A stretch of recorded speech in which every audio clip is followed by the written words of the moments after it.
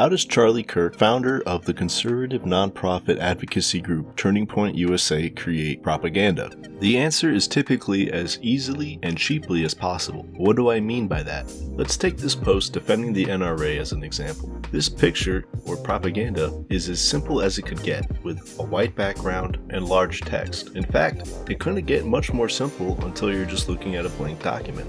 But you have Charlie Kirk posted up with his fingers to his mouth, evoking the idea of somebody thinking. You also have the words in the post.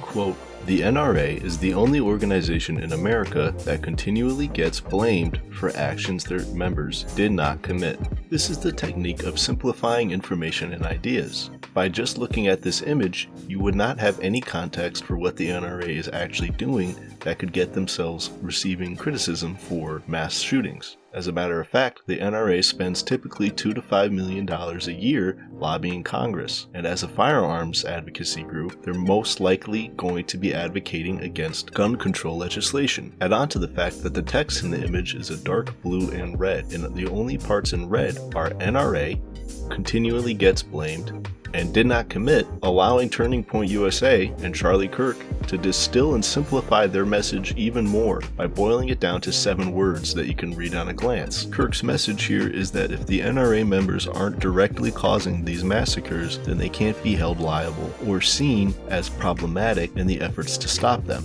Anyone who's doing that, according to Kirk, is just blaming them for the problem. Married with the fact that the average person who might interact with this piece of propaganda will likely have no background information in Washington lobbying, this is an effective use of propaganda to simplify the information to drive home a point that isn't weighed down by details or fact.